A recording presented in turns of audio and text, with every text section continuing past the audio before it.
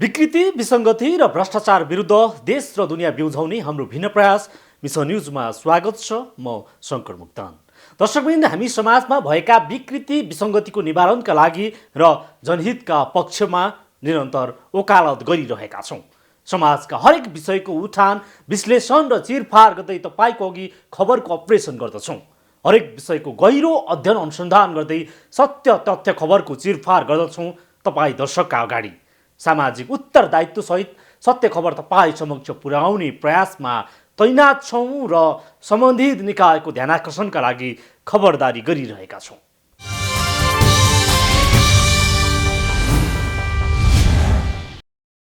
दर्शकबिन, 2074 फागुन अन्तिम सातातिर केपी शर्मा ओलीको सरकार गठन भएको हो।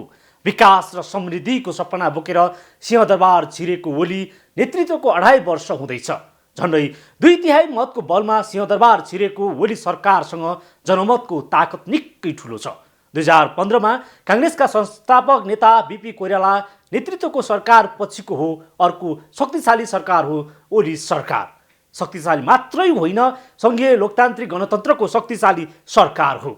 शक्तिशाली सरकारको प्राथमिकतामा जनजीविकाको सवालमा केन्द्रित हुनुपर्ने पहिलो शर्त हो सरकारको। तर शक्तिशाली सरकार हरेक कदम उद्वेग लाग्दो मात्रै होइन, परिवर्तनप्रति निराशा पैदा गर्ने खालका छन्। कोरोनाको महामारीको सन्नाटाको अवस्था छ। जोखिम बढेपछि मुलुक लकडाउन भएको छ। लकडाउनले रोग र भोकको सन्तास बढेको छ। नागरिक सडकमा भोक र रोगसँग लडिरहँदा सरकार बेमौसमी अध्यादेशको किचलोमा फस्दै गएको छ। सत्तारोहणदेखि ओली सरकार कोरोनाको कहरमा पनि विवादमा मुछेको छ। अध्यादेशको विषयले सर्वत्र घेरामा परेको सरकार र कहरपूर्ण नागरिकको दैनिकीको छिरफारको नालीबेली कोरोना कहर फलोअप आजको मिसन न्युजमा।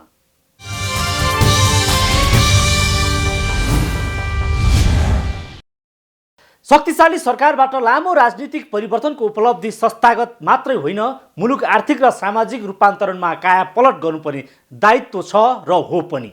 तर काम कुरो एकातिर कुम्लो बोकी छिमीतिर भने जस्तै अध्यादेशको काट फालेर सरकार आलोचनाले घायल भएको छ। महामारीको विपत्तिको बेला नागरिकको कष्टकर दैनिकीलाई सम्बोधन गर्नुको साटो अध्यादेशको बेमौसमी खिचडी पकाएर जनमतको बलमा सिंहदरबार छिरेदेखि ओली सरकार विवाद रहित बन्न सकेन। 2074मा विकास र समृद्धिको अर्जुन दृष्टि लिएर सत्ता सम्हाले पनि गुठी विधेयकदेखि अध्यादेश फिर्ताको उपक्रमसम्म आइपुग्दा ओली सरकार रक्षात्मक बन्दै गएको छ।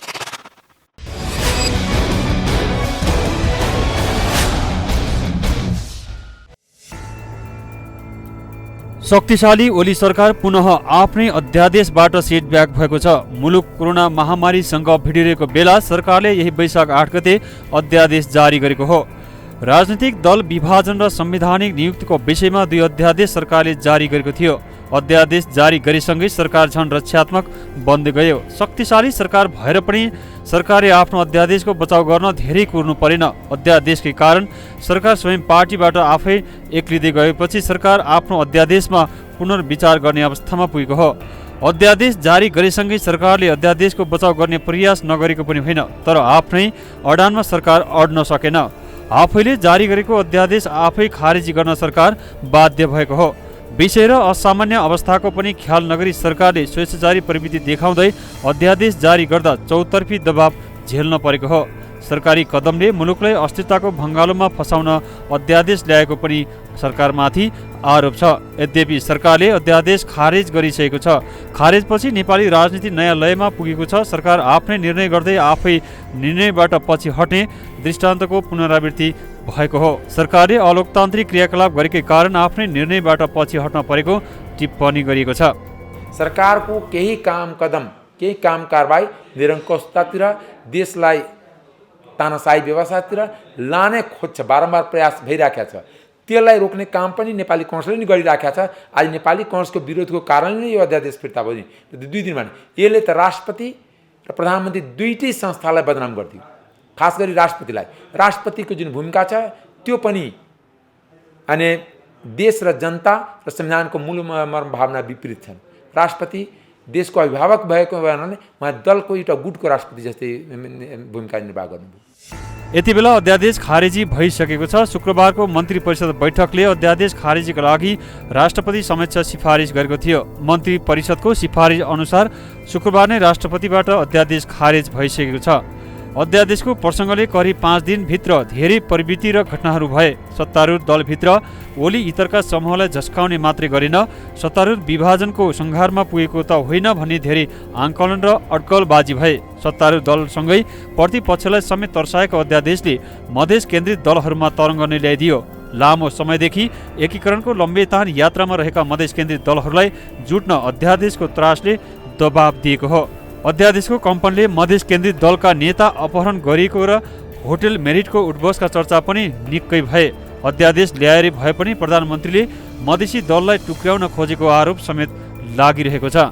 अध्यादेशले 2052 तिरेको बहुदलीय व्यवस्थाको पुनरावृत्ति भएको सम्झाइदिएको छ। सांसद खरिद बिक्रीका खेलका अशुभ सङ्केतहरू पनि देखिए यो चरणमा। सरकारले तिनैतिर तीर हान्न अध्यादेश ल्याएको टिप्पणी पनि गरिएको छ। संवैधानिक निकायमा आफू अनुकूललाई राजनीतिक नियुक्ति गर्ने प्रावधानदेखि दल विभाजनलाई खुकुलो बनाउने प्रयास गरेपछि सरकार आलोचनाको घेरामा परेको हो। अध्यादेशको प्रसङ्ग मात्र होइन, गुठी विधेयक फिर्तादेखि नै सरकार पछि हट्दै आएको छ। यसपटकको अध्यादेशबाट पनि सरकार पछि हटेको छ। पटक पटक सरकार विवादमा पर्दै आएको छ। त्यति नै पटक सरकार आफैले गरेको निर्णयबाट पछि हट्दै आएका नजिर स्थापित भइसकेका छन्। यद्यपि सरकारले जनभावना र पार्टीको निर्देशनका कारण अध्यादेश खारेज गरेको भन्दै आफ्नो बचाउ गरेको छ। आयोगका नियुक्तिहरूलाई सुचारू गर्ने र कतिपय अन्य दलहरू, विशेष गरेर मधेसवादी दलहरूभित्र रहेका असन्तुष्ट साथीहरूले त्यहाँभित्र विद्रोह गर्ने खालको जुन एउटा स्थिति बनेको थियो र त्यो विद्रोह गर्दा उहाँहरूको राजनीति भविष्य नै समाप्त गर्ने ढङ्गले त्यहाँका नेताहरूले जुन प्रक्रिया अवलम्बन गर्दै थिए, त्यो कुरालाई सम्बोधन गर्नको निमित्त उहाँहरूको भविष्यलाई एउटा सुरक्षित गर्नको निमित्त र लङ टर्म चाहिँ नेकपासँग सहकार्य गर्नको निमित्त यो दुईवटा विधेयक सरकारले जारी गरेको थियो र यो विधेयकका सन्दर्भमा प्रमुख प्रतिपक्षी दल लगायतका दलहरूको, स्वयं सत्ता पक्षका नेताहरूको र बुद्धिजीवीहरूको पनि एउटा एक खालको राय आइसके पछाडि प्रधानमन्त्रीले सबैसँग सल्लाह गरेर यसलाई ब्याक भएर जुन आज फिर्ता लिनुभएको छ, यसले मलाई लाग्छ एउटा प्रतिपक्षका आवाजलाई र बुद्धिजीवीका आवाजलाई र आफूभित्रका नेतृत्वको आवाजलाई पनि सम्बोधन गरेर यसले राम्रै काम गर्नुभएको जस्तो लाग्छ। भर्खरै खारेजी गरेको अध्यादेश मात्र होइन, गुठी विधेयकदेखि सरकार पछि हट्दै आएको छ। हरेक निर्णयबाट पछि हट्दै आएको ओली सरकार अध्यादेश जारी गरेपछि फेरि फिर्ता लिएर पछि हटेको छ। हरेक कदममा विवाद रहित बन्न नसकेको सरकार यसपटक पनि 3 भल्ट्याङ खाएको छ। पटक पटक यस्ता निर्णयले मुलुकका लागि हित गर्दैन नै, स्वयं सरकारका लागि पनि आत्मघाती बन्दै गएकोले सरकारले यस्ता निर्णय गर्नु पूर्व यथेष्ट गृह कार्य गरेर मात्र अघि बढ्नु उचित हुन सक्छ।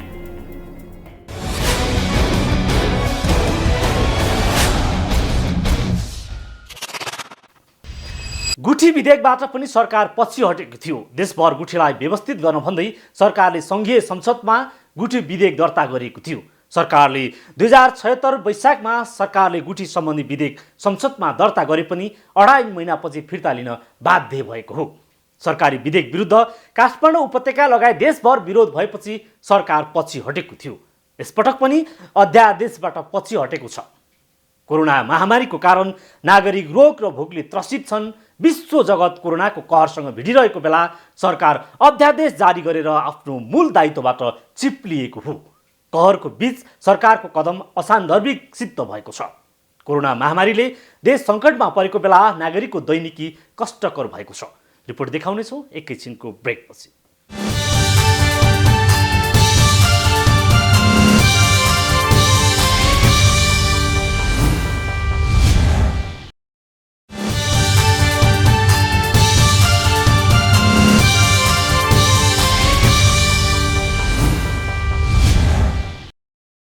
ब्रेकपछि पुनः स्वागत छ। दर्शकमित्र, यति बेला कोरोना भाइरसको सङ्क्रमण उच्च जोखिमले मुलुकले सामना गरिरहेको छ। विश्व जगत नै कोरोना विरुद्ध लडिरहँदा नेपाली शासकहरू बेमौसमी अध्यादेश ल्याएर मुलुकलाई डाइभर्ट गर्न खोजेका छन्। विपत्तिले मुलुक आक्रान्त भएको बेला पनि अध्यादेशको मजाकले झन पीडामा नुन छर्कने काम गरेको छ। नागरिक रोग भोकले त्रसित छन्, तर सिंहदरबारमा राजनीतिक लेखाजोखा गरिएको छ। लेखाजोखाले कसलाई कति नाफा भयो कसलाई कति घाटा भयो भनेर हिसाब खोतल्ने होड छ। उता विपन्नहरू राहतको याचना गरिरहेका छन्। भोकको लपकाले पोलिरहेको छ विपन्नहरूको आँट, तर सरकारलाई दल फुटाउने रनको चलिरहेको छ। यद्यपि चौतर्फी दबावपछि सरकार पछि हटेको त छ, तर राहतको नाउँमा अहिलेसम्म सरकारले 80 करोड बाँडिसके पनि लक्षित वर्गलाई पाउन नसकेका खबरहरू आइरहेका छन्।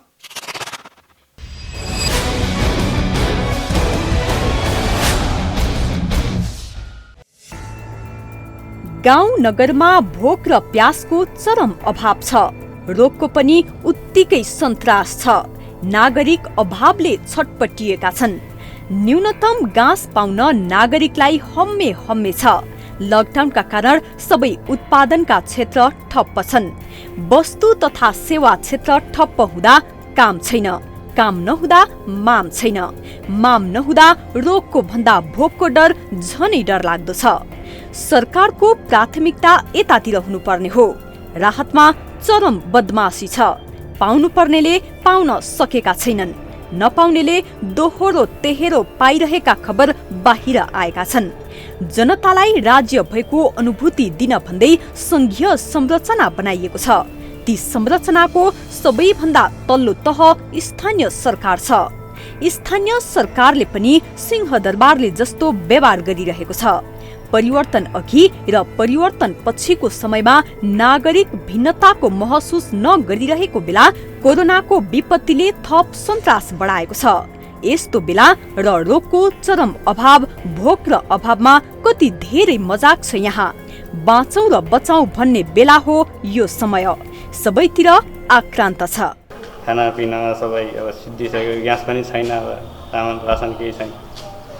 अब रासनको लागि उता बार्न लाथ्यो फिल्डमा, 4 गते बार्न लाथ्यो, गएको त नाम टिपाउनु भन्नु भएको छ कि नै भनेर अब रासनै दिएन। खाना सानामा केही छैन। अब चामल सिद्धिसक्यो। अब के गर्ने? काम गर्न पनि मिल्दैन, काम गर्न पनि मिल्दैन, बाटोमा जान पनि दिँदैन। अब के गर्ने? अब हमें तो यस्तै सधैँ छ। काबा हो कि यहाँ मने चाउ ना हो, तरकारी ना हो, नून ना हो, तेल ना हो। हमन के समस्या परला ना देठो यहाँ देह जाए तो उसके ठरका देते न गिरटा खोदते हमरन के न गिरटा घरे बा। हामी यहाँ गोब्रैयामा काम गर्दै आइरहेको छौँ। यहाँ सबै सकिगयो, हामीले रासन पनि मिलिरहेको छैन। गाउँ होस् या नगर होस्, सबैतिर भोक र रोगको चित्कार छ। चित्कारमा नागरिक छटपटाइरहेका छन्। भोकलाई जित्ने गाँस छैन, रोग लागे उपचार के हुन्छ? यी यस्ता समस्याले विपन्न वर्ग सबैभन्दा बढी भयभीत छन्। आर्थिक रूपले कमजोर वर्गका लागि भनेर सरकारले राहतको प्याकेज पनि ल्याएको छ। सरकारी राहतको प्याकेज गाउँ नगरसम्म पुगेका पनि छन्। सरकारी राहत स्थानीय तहसम्म पुगे पनि लक्षित वर्गको हातमा अझै नपुगेका दृष्टान्त काफी छन्। सरकारले राहतको कुनै कमी नहुने दाबी पनि गर्दै आएको छ।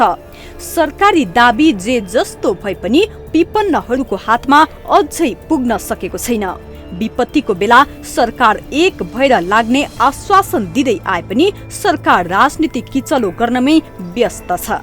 नेपालीमा उखान छ, काम कुरा एकातिर कुम्लो बोके ठिमीतिर।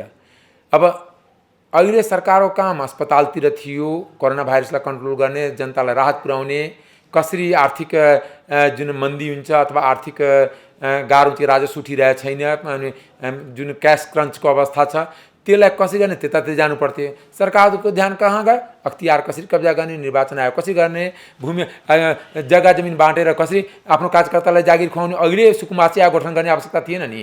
सुकुम्बासी आयोगको तलब भत्ताको त पैसा कुनै कोरोनाको बिरामी कुनै अस्पतालमा दिँदै पुगिहाल्थ्यो नि। त अहिले र यही जनता घरमा छ, लकडाउनमा छ, घरबाट निक्ल्यो भने पुलिस पिटिहाल्ने।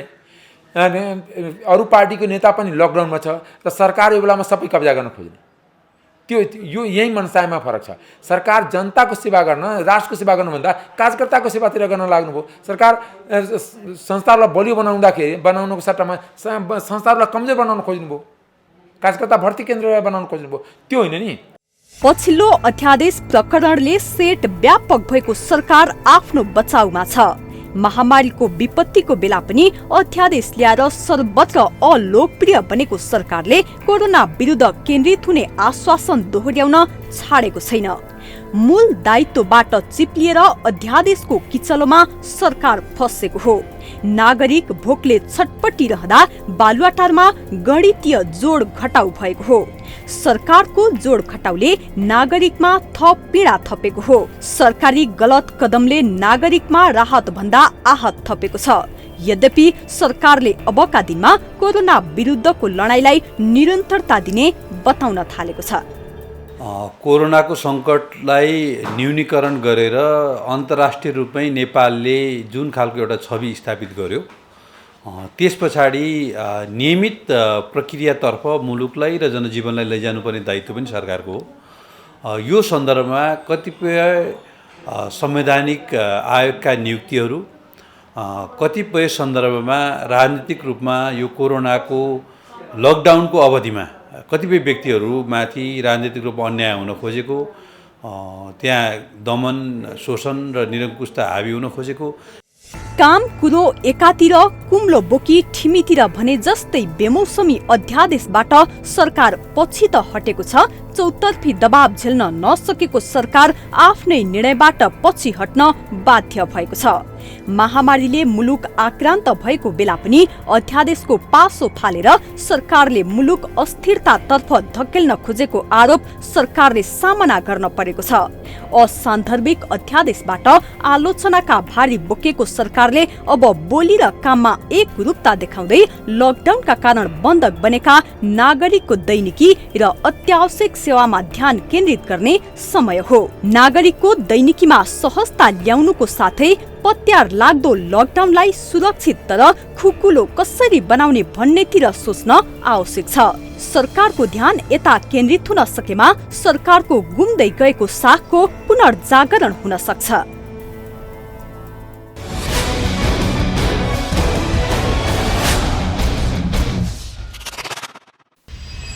सरकार महामारीको विपत्तिको दबावमा आफ्नै निर्णयबाट फर्किएको छ। यसलाई सकारात्मक मान्न सकिन्छ, तर हरेक निर्णय गर्ने अनि आफ्नै निर्णय कार्यान्वयनमा नजाँदै खारेज गर्ने प्रवृत्तिले मुलुकको शासन प्रशासनलाई संस्थागत रूपमा व्यवस्थित गर्दैनन् नै। महामारीको यो सन्नाटाको घडीमा पनि अध्यादेशको चटारोमा सरकार जुट्नु सरकारको अपरिपक्वता हो भन्ने सुविधा छ। यसरी शक्तिशाली सरकार भएर पनि बालहट निर्णय गर्ने प्रवृत्तिले मुलुकको लागि दूरगामी असर गर्छ। अझ यति बेला विषम परिस्थितिमा यस्ता अलोकप्रिय कदम चालेर विवादमा तान्नु सरकारको लागि कदापि बुद्धिमान मान्न कसरी सकेला र? यसर्थ अध्यादेशमा पनि 3 भल्ट्याङ खाएको सरकारले यस्ता गम्भीर गल्ती अबको दिनमा नदोर्याउँदै करिब 2.5 वर्षलाई परिमाणमुखी बनाउनु नै राजनीतिक रूपमा सफल मान्न सकिएला। होस् त आजलाई मिसन न्युज यति नै। समाजको बृहत विकासका लागि जनहित र राष्ट्रहितका पक्षमा हामी आवाज उठाइरहन्छौँ। निरन्तर विकृति, विसङ्गति र भ्रष्टाचार विरुद्ध देश र दुनियाँ बिउझाउने मिसन न्युज जारी छ। सत्य, तथ्य र निष्पक्ष समाचारका लागि हेर्दै गर्नुहोला माउन्टेन टेलिभिजन। नमस्कार।